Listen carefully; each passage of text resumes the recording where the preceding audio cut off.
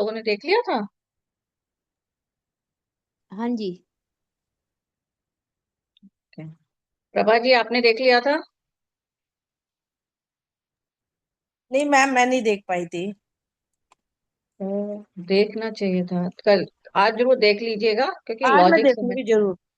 हाँ क्योंकि हाँ। लॉजिक्स और ये जितने भी हैं वो सब एक बार कंप्लीट जरूर कीजिएगा, तभी एक होता है ना ज्ञान का पूरा स्टेप बाय स्टेप जैसे चल रहे हैं हाँ, हम, ठीक है ना। तो कोशिश कीजिएगा आज देख लीजिएगा हर हालत में। आज देखूंगी।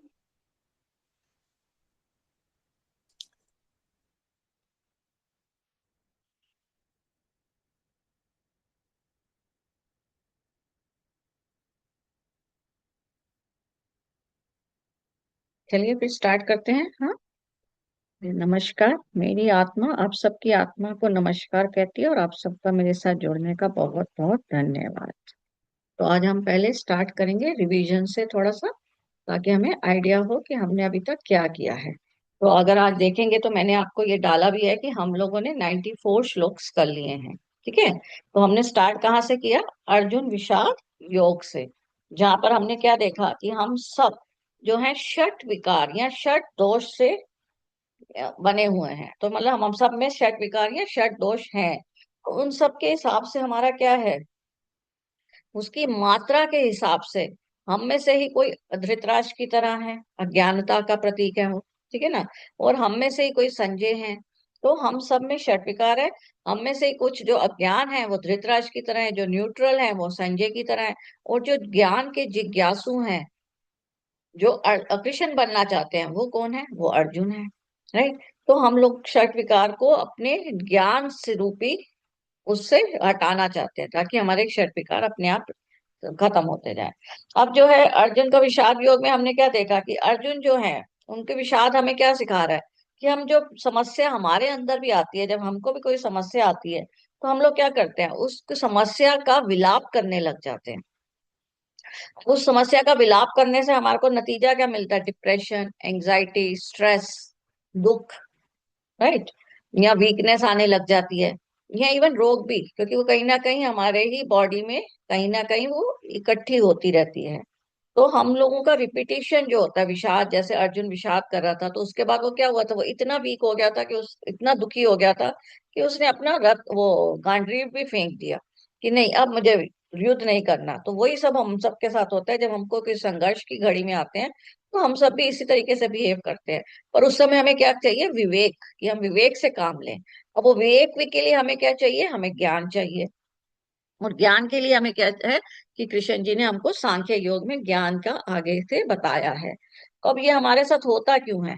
अब हमारे साथ अर्जुन जो है या हम है, तो उन सब हम सबके साथ ऐसा क्यों होता है? क्योंकि हम कर्मेंद्रियां या इंद्रियां या मन, इन सब के क्या है? वश में है। हम इन सब के अधीन हैं। तो ज्ञान से क्या होता है? हम इन सब के अधीन नहीं रहेंगे, हम इन सब के अधीन नहीं होंगे। तो हम सब क्या करने लग जाएंगे? हम लोग ज्ञान की प्राप्ति करके हम इन सब पे विजय प्राप्त कर लेंगे। अब उस सांख्य योग में ही क्या हुआ कि कृष्ण जी ने सबसे पहले हमें किसके बारे में बताया? आत्मा के बारे में। उन्होंने बताया कि आत्मा जो है वो सर्वव्यापी है, वो निरंतर चलती रहती है, आत्मा अमर है। राइट। शरीर बदलती है पर आत्मा नहीं, वो होती, आत्मा हमेशा निरंतर रहती है। और उसी आत्मा को हमने देखा कि वो क्या है? एक ऊर्जा की तरह है। जो हमने आइंस्टाइन ने हमको फॉर्मूला बताया कि E is equal to MC square. तो हमने वहां पर ये चेक किया कि यही आत्मा, जिसको पुराना शास्त्रों में हमारे यहाँ आत्मा कहा जा रहा है, आजकल की हम उसमें क्या बोल रहे हैं? इसको एनर्जी कह रहे हैं। तो energy can never be created nor be destroyed, but it can change from one form to another.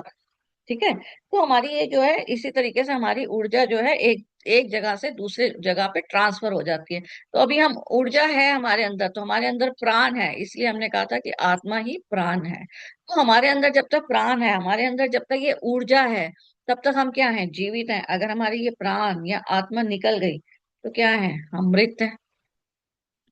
तो आत्मा हमारे अंदर इस तरीके से विराजमान है। और हमको यही बताया गया कि आत्मा सब जगह है, सर्वव्यापी है। मतलब आत्मा पहाड़ में भी है, वृक्ष में भी है, पशु में भी है, मानव में भी है। तो इसी को हमने 84 लाख योनियों में बताया गया है वेदों में कि 84 लाख योनियां। और हम सब भी ये सब योनियां कर कर करके जब हमारी बुद्धि विकसित होती है तो हमने मानव शरीर प्राप्त किया। और इस मानव शरीर में हम लोग क्या कर रहे हैं, अब अपनी बुद्धि में विवेक पैदा कर रहे हैं कि हम लोग अब इसको लर्न करना चाह रहे हैं कि हम लोगों को क्या क्या सीखना है। तो आत्मा जैसे मैंने बोला वो ऊर्जा है। तो अगर आप देखें तो ऊर्जा मतलब क्या हुआ, वेव की तरह है। तो आत्मा अगर क्या है, हम बिजली के तरीके से लें तो बिजली भी क्या है, बिजली भी एक ऊर्जा है। हाँ, तो बिजली अगर एक ऊर्जा है तो उसपे आपको क्या कहते हैं, आपने बिजली को कभी देखा है? नहीं देखा। इसी तरीके से हमने आत्मा को कभी नहीं देखा। पर अगर बिजली को देखें तो अगर हम उसको देखना चाहें तो हम किस तरीके से देखते हैं, हम स्विच ऑन करते हैं, लाइट जल जाती है। स्विच ऑन करते हैं, फैन चल जाता है। तो मतलब उस एक वस्तु में जैसे फैन है या बल्ब है, उसमें क्या होता है, इमीडिएटली एक बिजली नाम की आत्मा आई और ऑटोमेटिकली क्या हुआ, वो प्रकाशवान हो गई। इसी तरह आत्मा हम सब में क्या है, मनुष्य में एक रोशनी जो आत्मा आई, तो हम सब एक मनुष्य के रूप में हैं। तो हम आत्मा को इस तरीके से भी समझते थे कि हमने जैसे बिजली नहीं देखी, इसी तरह हमने आत्मा नहीं देखी। और हमने आत्मा क्यों नहीं देखी, उसमें हमने देखा था कि आत्मा का आकार जो है वो बहुत छोटा है। हमने आत्मा का आकार देखा था ना वहां पर। आत्मा का आकार जो है वो बहुत छोटा है, तो इसलिए हम लोग मानव लोग जो हैं आत्मा को नहीं देख पाते। पर हम इस मैटर को देख पाते हैं जो हमारा ये शरीर है, जिसको आइंस्टाइन ने मैटर कहा है, E = mc²। और सी क्या का है, स्पीड। वो जो स्पीड से आ रही है आत्मा, स्पीड ऑफ लाइट। ठीक है। तो हमने देखा कि आत्मा हमारी क्या है, ये सब हमने पिछले जितने भी हमारे एपिसोड्स हैं उसी में यही सब किया है डिटेल में। अभी हम सिंपली रिवाइज करके ये देख रहे हैं कि हमने ये सब क्या किया है। तो इस तरीके से हमें पता चला कि आत्मा इस तरीके से आती है। और उसी में ही हमने देखा कि इसका मतलब कि अब आत्मा आ क्यों रही है, क्योंकि मेरी मनस्थिति ये है कि मुझको एक्सपीरियंस करना है, अनुभव करना है। और वो अनुभव करने के लिए आत्मा क्या करती है, एक शरीर का रूप धारण करती है।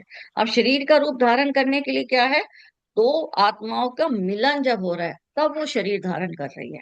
तो दो आत्माएं, जिसमें हमने कृष्ण जी का एग्जाम्पल देखा था कि देवकी और वासुदेव जी का मिलन हुआ, तो कृष्ण जी आए।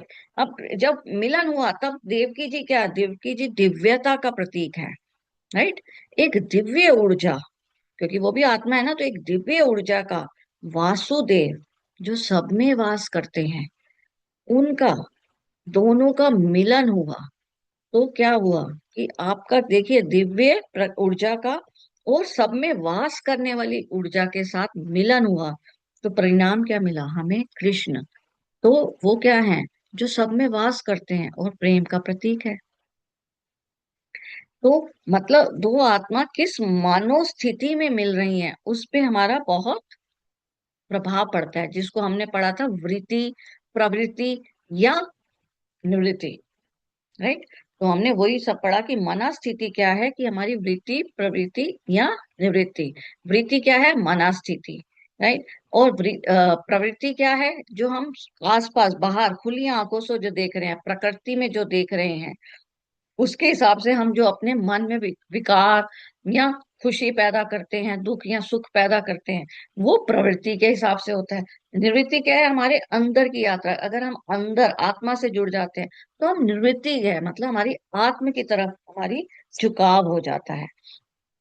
अब यहीं पे अगर ध्यान से देखिए, मैंने बोला दो आत्मा का किस मनोस्थिति में वो हुआ। अब मनोस्थिति मैंने किस तरह बताया, अगर आप देखें तो अगर हम लेट इट भी हम सिंपली इस तरह देखें। अभी क्या है था कि जब देवकी जी थी और जो वासुदेव जी थे, उनको क्या था, ये मालूम था कि ये जो पुत्र पैदा होगा उसको मार दिया जाएगा कंस के थ्रू। और वो कहाँ पर पैदा कर रहे हैं, जेल में।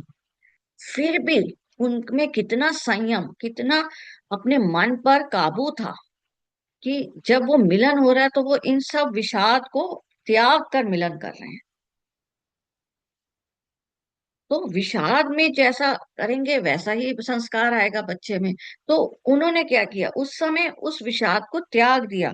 तो वो वाली सिचुएशन को उन्होंने नहीं सोचा, उन्होंने उस समय बस ये सोचा कि हमको बस अब इस समय हमें मिलन करना है, ताकि जो भी मतलब जबकि मालूम था कि वो बच्चा को अगर कंस के हिसाब से चले तो कंस ने मार देना है।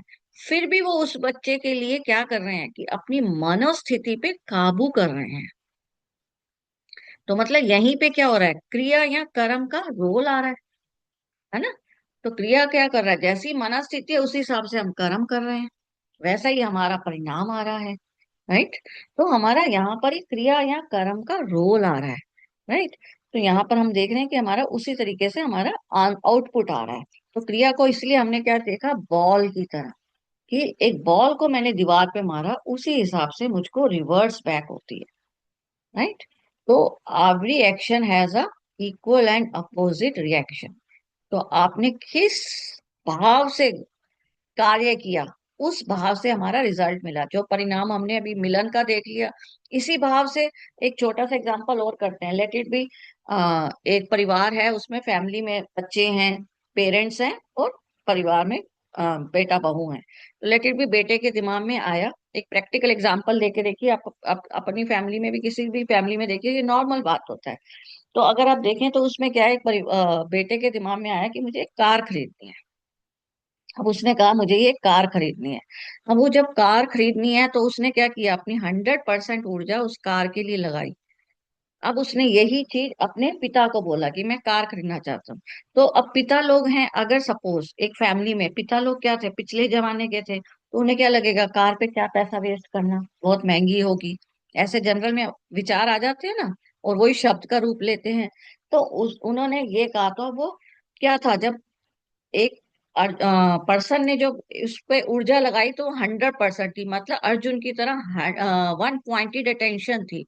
तो अर्जुन का क्या था, जब 1 पॉइंटेड अटेंशन थी इसकी मछली की आंख में, तो तीर निशाने पे ठीक लगा।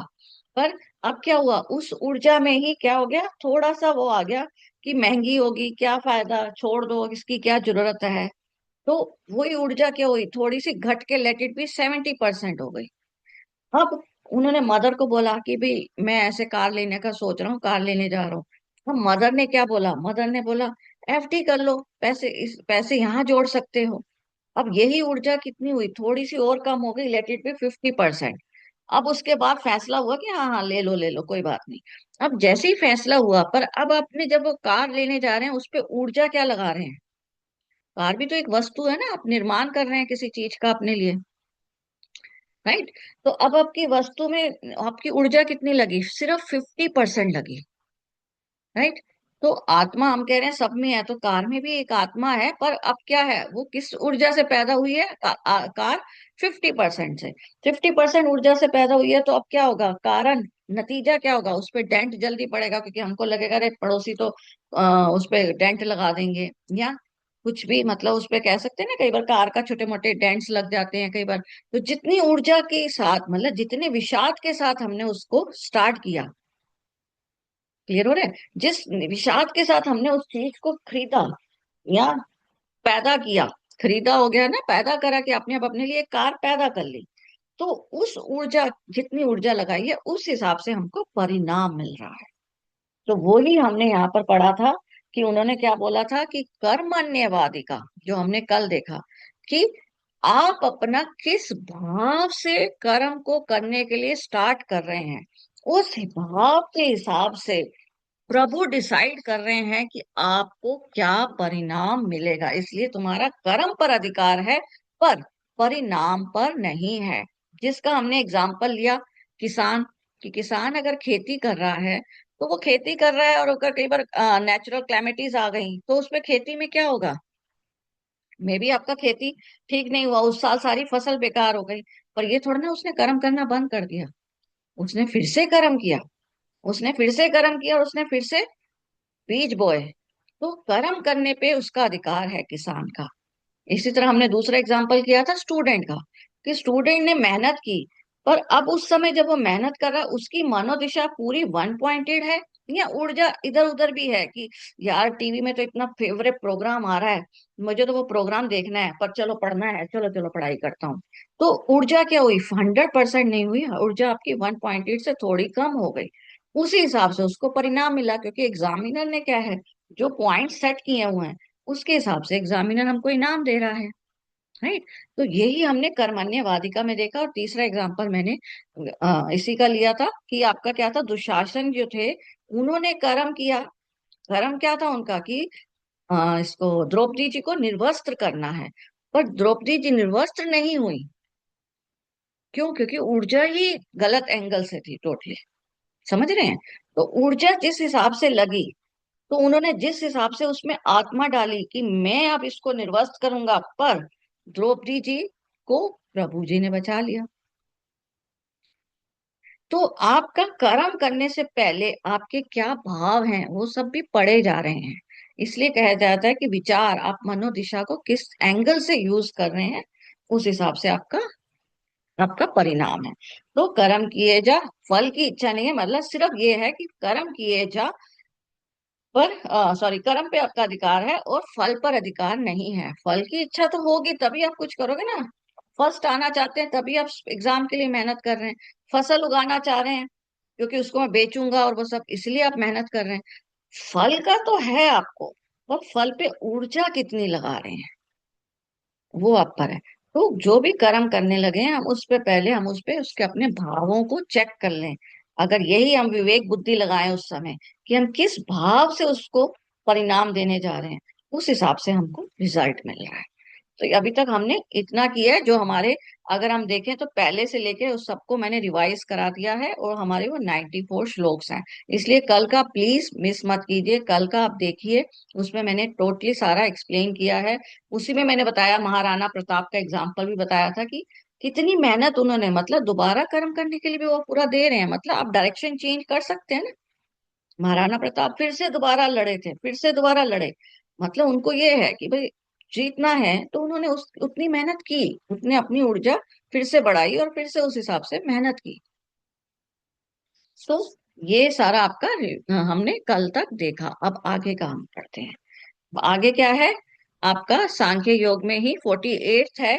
अब आपका क्या हुआ कि कर्म करने में आसक्ति को छोड़ के सम भाव से कर्म करना ही योग है। राइट, जो हमने ऑलरेडी अभी देख लिया है। आसक्ति मीन्स मोह। तो कर्म पे मोह नहीं रखना है। राइट। अब यहाँ पर इसमें क्या बता रहा है, इंद्रियों पे काबू का तो मैंने आपको बता ही दिया। फिर दूसरे दूसरे उसी में 49 में क्या बोल रहा है? बुद्धि योग। मतलब पहले आप अपना विवेक लगाएं किसी कर्म के लिए कि हम क्या करना चाह रहे हैं। फिर 50, 51 और 52, इन सब में भी यही बताया जा रहा है कि बुद्धि, अगर बुद्धि को ना यूज करके कर रहे हैं तो उस हिसाब से आपको कर्म का फल मिलेगा। बुद्धि को यूज करके कर रहे हैं तो कौशल मिलेगा। फिर उसके बाद उन्होंने बोला कि यही अगर आप आ, मतलब बुद्धि को यूज करके ज्ञान को अपना बढ़ाते जा रहे हैं, तो आपका क्या है, धीरे धीरे आप क्या होंगे, मुक्त भी हो जाएंगे। मुक्ति को प्राप्त हो जाएंगे। मुक्त का मतलब ऐसे नहीं होता कि हमारा जन्म मरण नहीं है। मुक्त मतलब हम मोह से मुक्त हो जाएंगे। हम कार्य करा करेंगे पर हमको ऐसा मोह नहीं होगा, हमें विषाद नहीं होगा। उसको मुक्ति कहते हैं इसमें। तो उसके बाद ही उन्होंने तीसरे में आपको क्या बोला है कि यही अगर बुद्धि के हिसाब से अगर आप काम कर रहे हैं तो आप मोह से भी हट जाएंगे धीरे धीरे। मतलब बुद्धि जैसे हमारा ज्ञान बढ़ता जाएगा, हमारे ऑटोमेटिकली षट विकार पे काबू हो जाएगा, षट विकार हमारे कम हो जाएंगे। तो यहाँ से लेके हमारे 52 में उन्हीं चीजों को उन्होंने दोबारा दोबारा किसी किसी ना रूप में उन्होंने बताया है। राइट। तो उन्होंने उन्हीं चीजों को दोबारा दोबारा बताया है।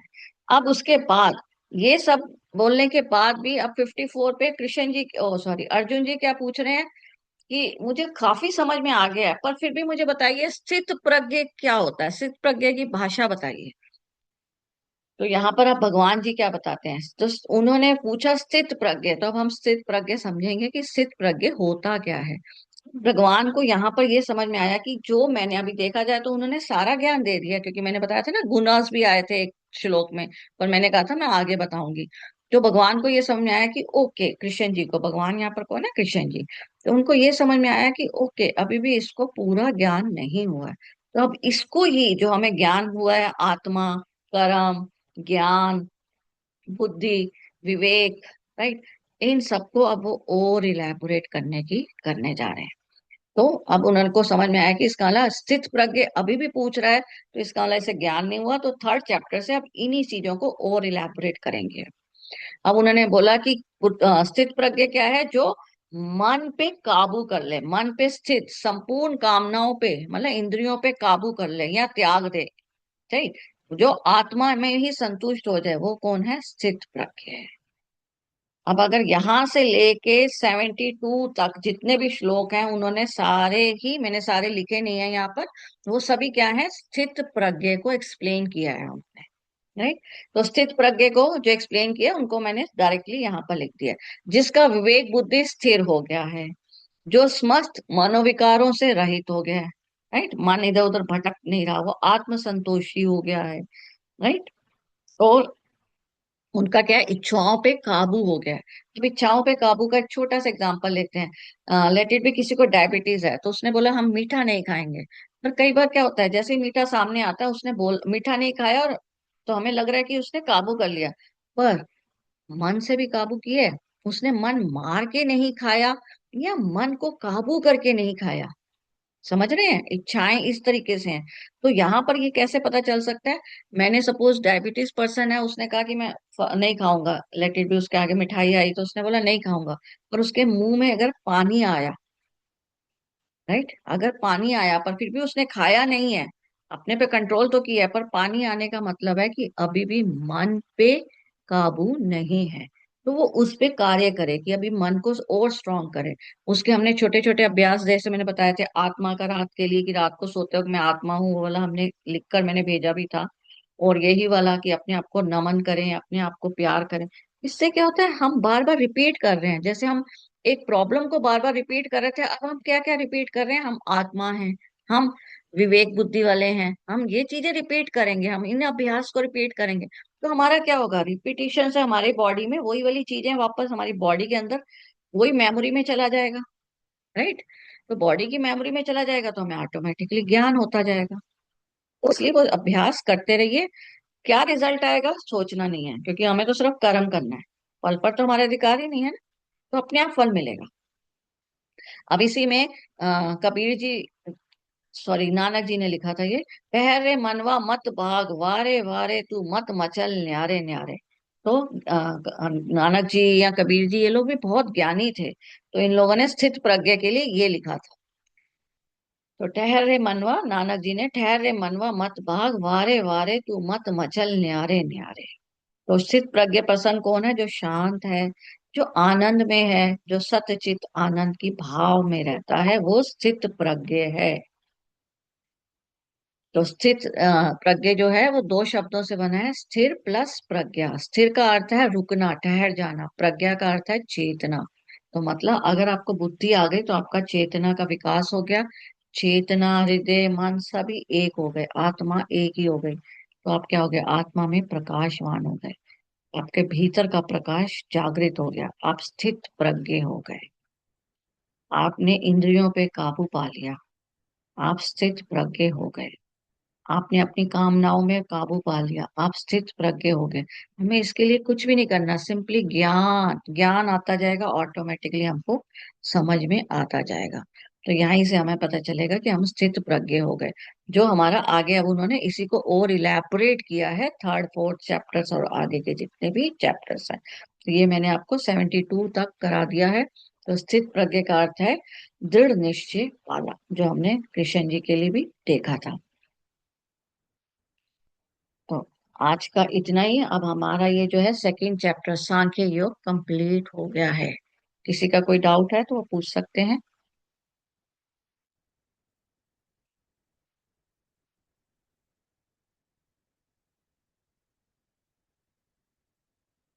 किसी का कोई डाउट है पूछ सकते हैं। तो अगर नहीं नहीं है, हाँ जी बोलिए। मैडम, नहीं है मैडम, बहुत अच्छे से प्यार से समझाया आपने। एक एक मतलब एकदम इकट्ठा हो गया ऐसा लग रहा दिमाग में। मैं भी सुन रही थी, इत्मीनान से प्यार से सुन रही थी। आप द्रौपदी का बताए, कृष्ण जी का बताया, देवकी का बताए, हाँ, तो तो अभी बात हमारा हुई क्या हुआ। मतलब। हाँ बोलिए।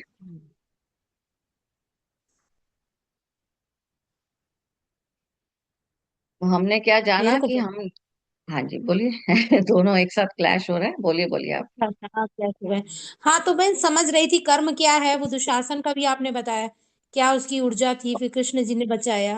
हम्म। समझ रही थी, सुन रही थी, बहुत प्यार से आपकी बात सुन रही थी, कि बात मतलब पूरे मतलब वर्ड आ गए अंदर में, अच्छे हाँ से एकदम आत्मा में बिल्कुल स्पैश हो गए। चलिए। हाँ, चलिए, अच्छा बहुत लगा। बहुत मैम एक धन्यवाद। चीज मैम एक चीज पूछनी थी। हाँ, बोलिए। मैम परिस्थिति के अनुसार जैसे मन डामाडोल होता है, हाँ। तो मैम उस समय हमारी बुद्धि इतनी विकसित होती नहीं है ना कि मैम उस समय खुद को कंट्रोल कर पाए, या परिस्थिति को तो ये बदल नहीं सकते पर अपने मन को परिस्थिति को नहीं, हाँ, कंट्रोल कर। परिस्थिति को नहीं बदल सकते हैं, पर हमारा क्या होता है कि जैसे जैसे आप आगे आगे धीरे धीरे आपका ज्ञान बढ़ता जाएगा ना, ये परिस्थितियां बदलती जाएंगी, और बोले जो अभ्यास है कि मैं आत्मा हूँ, आत्मा हूँ, आत्मा हूँ, आत्मा हूँ, 4 बार तो एटलीस्ट बोलना है। इससे ऑटोमेटिकली आपका क्या होता है, चक्रास में अपने आप धीरे धीरे ये ओपन होते रहता है। उस परिस्थिति में ही आपका विवेक इतना जाग जाएगा कि आप उस परिस्थिति को दूसरे ढंग से लेने लग जाएंगे अपने आप।